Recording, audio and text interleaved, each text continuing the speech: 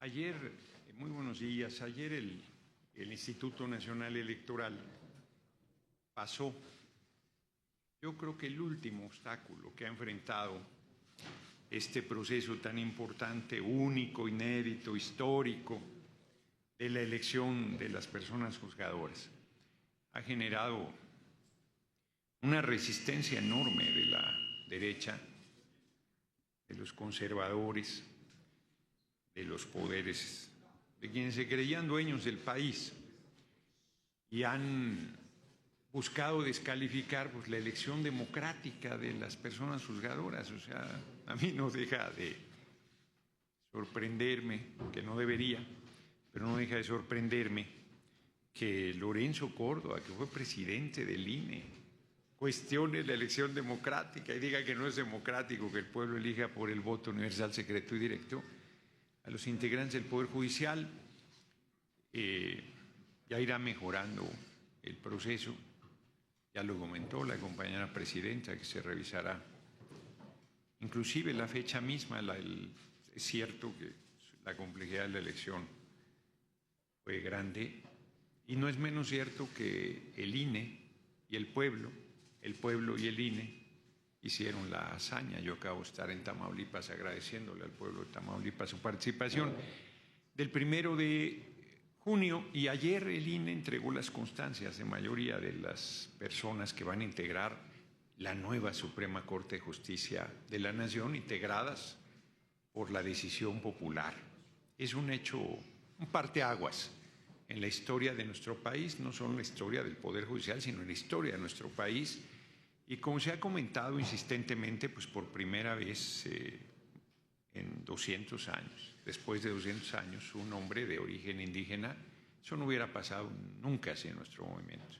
Una mujer en la presidencia no hubiera pasado nunca sin nuestro movimiento. Un plebeyo presidiendo la Cámara de Senadores no hubiera pasado nunca sin nuestro movimiento. Entonces ayer, por 6 votos a 5, los consejeros que tradicionalmente se han coordinado con Lorenzo Córdoba justamente votaron en contra. Yo diría que es su derecho, pero bueno, ya ni califico el hecho, porque finalmente se decidió la validación de la elección. Es un hecho importantísimo y ya se entregaron las constancias de mayoría. Así es que el 1 de septiembre a las primeras personas que se les tomará protesta la nueva mesa directiva de la Cámara de Senadores será a quienes ayer recibieron su constancia de mayoría. Ya en unos días, el tiempo pasa volando, ya estamos a la mitad de junio, este año se ha ido rapidísimo, se está yendo con una velocidad inaudita y con una intensidad tremenda, sin duda. Entonces, muy bien que ya se haya entregado las constancias de mayoría, que es un paso ya fundamental. Todavía alguien puede impugnar en el Tribunal Electoral, no hay elementos mayores, ¿no? La verdad es que todo se perfila para que el 1 de septiembre entre la nueva integración del Poder Judicial elegido por el pueblo. Estoy muy contento con ello. La propia gira en Tamaulipas, fui desde a poblaciones tan importantes como Reynosa hasta lugares más pequeños como San Fernando, y la gente bien, muy contenta. La verdad es que muy bien. Fíjense, un pueblo que se llama Díaz Ordaz tuvo el 23% de la participación, el más alto en esa zona. No sé cuál ha sido el más alto en el país, por cierto. Pero ese pueblo, que pobres, ya les dije que cambien el nombre, se llamaban San Miguel algo. Yo creo que deberían regresar a su nombre original. Bueno, ese es un tema. Por otro lado, hago votos que le vaya muy bien a la compañera presidenta Claudia Sheinbaum Pardo en la reunión del G7, ya debe estar en Canadá. Es muy importante. El foro G7 pues está en las principales economías del mundo, pero en el contexto mundial actual toma mayor relevancia. La tensión que se ha generado por la determinación del gobierno de Estados Unidos de fijar aranceles a todas las economías del mundo, la tensión que se ha generado por las decisiones en materia migratoria que han generado protestas muy fuertes al interior de los Estados Unidos. la tensión que se ha generado no solo con el que se esté masacrando al pueblo palestino de manera terrible desde hace más de un año, sino ahora el que haya habido un ataque preventivo, dice Israel, a Irán, y que esté en una situación de mucha tensión, muy grave. Nosotros siempre estaremos convencidos de la solución pacífica, del diálogo, del acuerdo para resolver toda controversia, por más duro que se debata, y vemos con mucha preocupación lo que está pasando en Medio Oriente, con mucha preocupación, y todo esto gravita, sin duda, en la reunión que se está efectuando ya en Canadá del G7, así es que hacemos votos para que nuestra compañera presidenta, que ha manejado con mucho nacionalismo, con patriotismo, con amor al pueblo, con talento, con firmeza, pues salga adelante en estas importantes reuniones. Parece, todo indica que habrá una reunión bilateral con el presidente de los Estados Unidos y esperamos que haya buenos resultados de la misma. Y finalmente les comento y los invito desde una vez, el próximo 14 de agosto voy a hacer mi informe como presidente de la mesa directiva de la Cámara de Senadores en el antiguo Senado. Es además mi despedida. Yo pienso haber ya desocupado la oficina el 15 de agosto, al día siguiente. Entonces, muchos andan celebrando porque voy a ser un senador más. Bueno, algunos ya hasta me andan mandando embajador a Venezuela. Lo que hay que oír, lo que hay que leer. La verdad es que no se dan cuenta que le faltan al respeto a mis compañeros y compañeras senadoras. Nadie es un senador más. Es un enorme privilegio ser senador de la República y una enorme responsabilidad y una gran tarea política. Y ningún espacio de los escaños de la Cámara de Senadores es un espacio menor, es un espacio relevantísimo. Y ningún senador es un senador más. Pues ahí en la bancada de la que yo formo parte, compañeras y compañeros de extraordinaria capacidad política y de extraordinaria trayectoria. Entonces, además yo voy a presidir el Consejo Editorial, que es una pasión que yo tengo, mi amor por los libros. No podría ser mejor, y voy a quedar en mayor libertad para seguir recorriendo el país, porque yo voy a seguir haciendo asambleas informativas en todo el país, toda mi gestión como senador. Entonces, para mí es una buena condición la que viene, porque además regresará el doctor Noroña a la tribuna, que es algo de mi tarea que yo mucho disfruto y que además, perdón que lo diga sin ninguna arrogancia, pues es una de mis fuerzas mayores en mi actividad política. Creo que nadie me regateará. Ya sería el colmo que hasta eso me regatearan. Mi capacidad para el debate. Entonces, no, estoy muy bien, estoy muy contento, la gente muy bien en los recorridos. Yo subo todas las transmisiones de las asambleas en vivo, en el momento. Y la verdad es que estoy muy contento de la respuesta de la gente, muy satisfecho de lo que hemos estado haciendo, ha tocado a mí vivir, y muy optimista de los tiempos por venir. Estoy a sus órdenes para las preguntas que tengan. Senador, muy buenos días. Eli Robles. Preguntarle primero cómo viene la semana, qué hay en la agenda de esta semana, porque citaron a la permanente hasta el día viernes.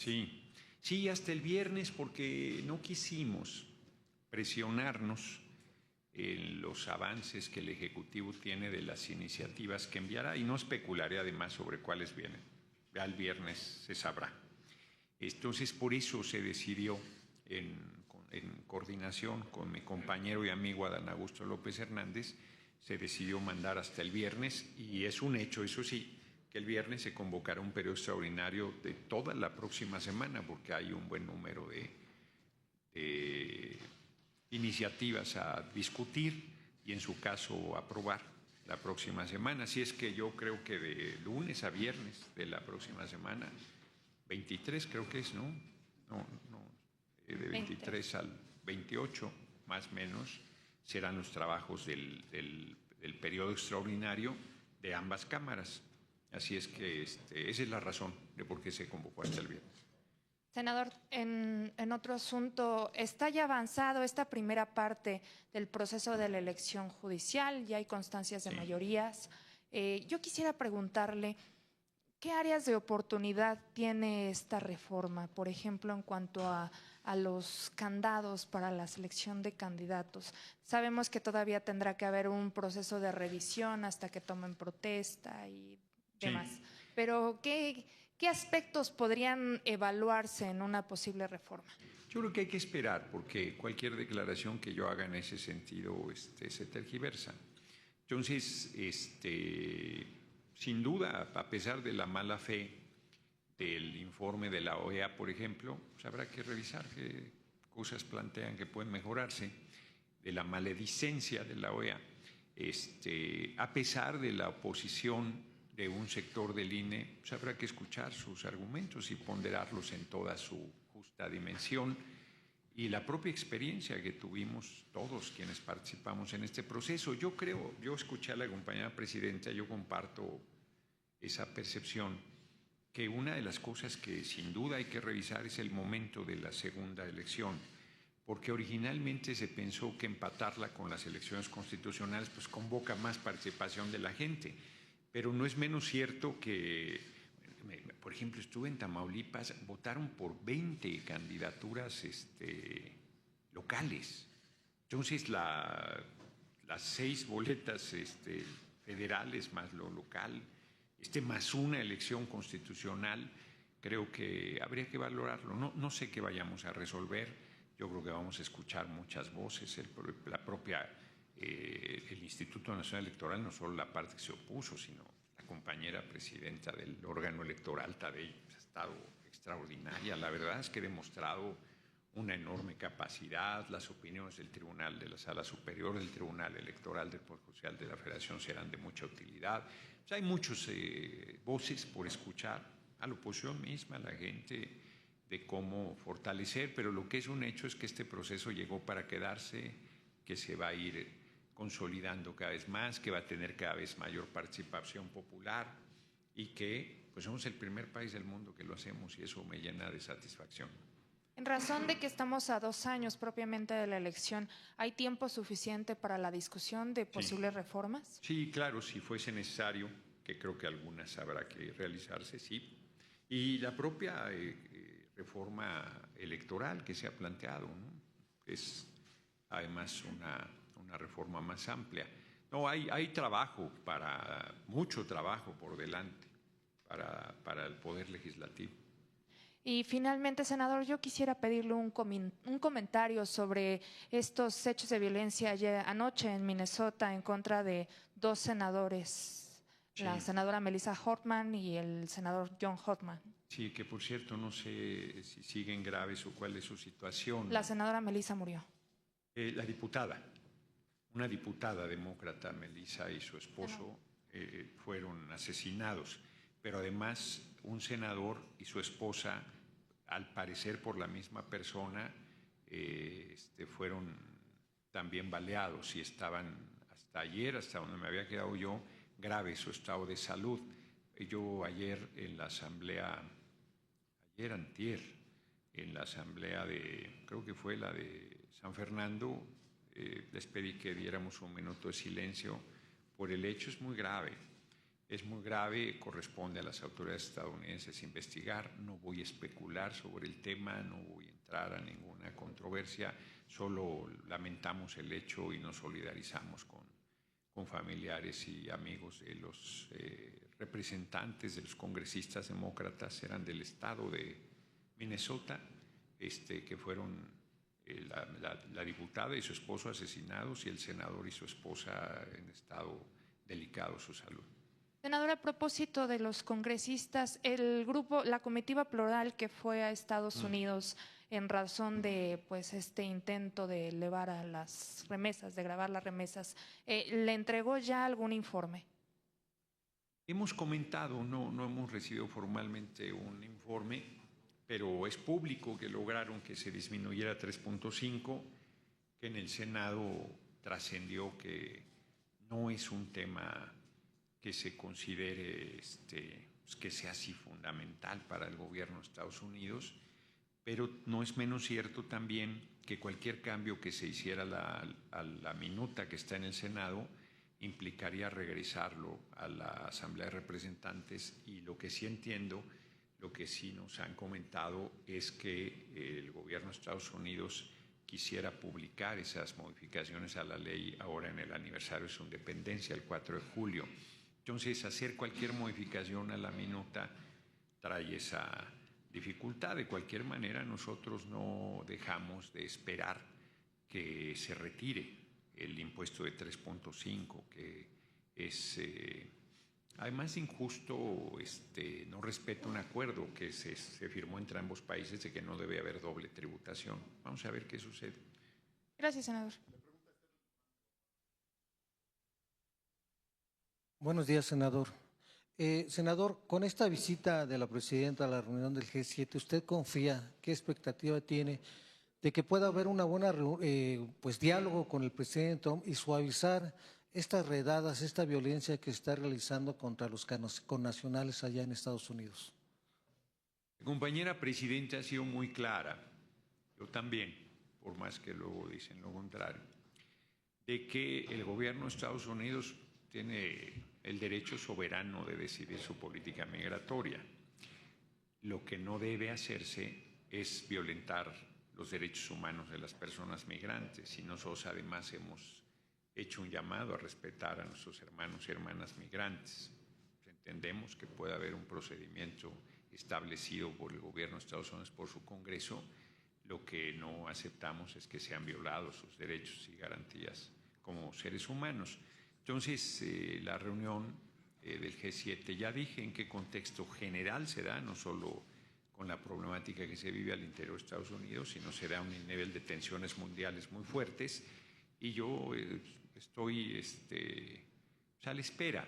La compañera presidenta es una mujer muy capaz, es una política muy comprometida con nuestro pueblo, con nuestra patria, y dará lo mejor, de eso no tengo duda. ¿Qué sucederá? Pues no hay que especular, esperemos el resultado. Yo espero un buen resultado y vamos a ver qué sucede. De hecho, yo insistiría que la propia compañera presidenta planteó que había esa posibilidad de reunión, pero hasta donde yo entiendo no está confirmada. Entonces veremos qué pasa, si se da la reunión, en qué condiciones, qué temas se tocan, qué tanto se avanza. Vamos a ver. Sería la primera reunión, eso sí, de darse entre la compañera presidenta Claudia Sheinbaum Pardo y el presidente Donald Trump. Gracias. ¿Y sobre qué opina sobre la iniciativa lanzada allá en Puebla, en la que se sancionaría inclusive hasta con cárcel todo quien ofenda a senadores, diputados o el gobernador también, que inclusive ya se aprobó? No conozco la iniciativa, no conozco sus términos, porque luego dicen cosas que no son. No sé si, yo no creo que diga eso, la verdad. O sea, pueden injuriarnos impunemente. Yo no soy de la idea que sea un delito, pero tampoco es correcto. O sea, que por ser una persona pública, a ver, que esté sujeto a críticas, que esté sujeto a reclamos, que esté sujeto a señalamientos, se entiende. Pero de ahí a que te mienten la madre sin ton ni son, francamente, eso no es un argumento, no es. Así como uno no debe hacerlo con un ciudadano o ciudadana, no debe respetar la dignidad de las personas. Tú puedes debatir muy duro, tú puedes tener una controversia muy apasionada, pero si tú pasas a la injuria, pues estás lastimando su dignidad como ser humano. Y por más que dicen de mí, yo los reto a que me digan en el debate cuándo he injuriado a nadie. Entonces, no, puede haber debate muy duro, puede haber un intercambio muy fuerte, pero me parece que la injuria sobra. De ahí a que se haga delito de mar distancia, yo no estaría de acuerdo en ello, pero no creo que eso sea lo que haya establecido la legislación poblana, pero ya la revisaré. Bien, gracias. Finalmente, ¿cómo va la investigación sobre las amenazas que ha recibido, presidente? Gracias. Sí. Bueno, primero pues ya quedó claro que no la cumplieron, porque supuestamente mi cabeza tenía precio y fecha y era el 12 de junio, ya estamos a 16, entonces esa ya la libré. Recibo muchas amenazas de muerte, toda la vida ha sido así. Quizás las más serias las recibí cuando luchamos porque no se vendiera 8,5 millones de metros cuadrados de bosque de lo que hoy es la cuarta sección del bosque de Chapultepec, cuando la quería vender el gobierno de Peña, el campo militar número 1F. Hubo amenazas de muerte muy fuertes a mí y a mi compañera de vida, que no me las tomé a la ligera. En las redes hay amenazas permanentemente. Esta a mi equipo le generó particular atención porque se reprodujo en los mismos términos en TikTok y en Facebook, pero luego la retiró el usuario y hasta donde entiendo la policía cibernética no ha localizado todavía el origen de la misma. Entonces están en ello, están en ello. Senador, gracias, buenos días. Preguntarles su opinión sobre el caso de la presidenta municipal de San Mateo Piñas, en Oaxaca, que fue asesinada. ¿Considera que la violencia política en México está llegando a extremos incontrolables? Vimos casos en Veracruz, ahora en el proceso electoral, ha habido casos en Guerrero, ahora Oaxaca. ¿Cuál es su opinión, presidente? Me llama la atención que no digas lo mismo de los asesinatos en Estados Unidos a la diputada de Minnesota. Me llama la atención. Allá no son incontrolables, aquí sí son. Singular visión. Lamento el asesinato de la alcaldesa. Lo condeno, exijo su esclarecimiento y envío mi solidaridad con familiares y amigos. ¿Nadie más? Sería todo, presidente. Gracias. Pasen buen día. Le pregunta. Senador, es evidente que hay una campaña mediática en su contra.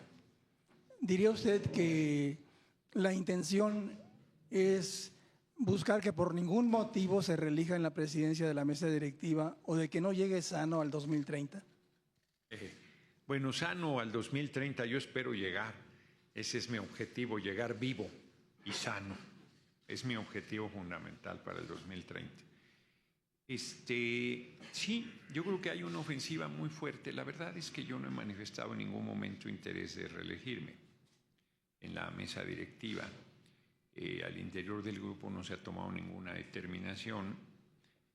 La pasada legislatura alguien plantea que quedó la alternancia, pero eso no es un criterio, o sea, de que una mujer, un hombre, eso no es equidad, es la alternancia, ¿no? Martí Batres, que fue el primer año de la pasada legislatura, presidente, quiso ir por la reelección y perdió el intento, cerrado, por cierto, con una compañera.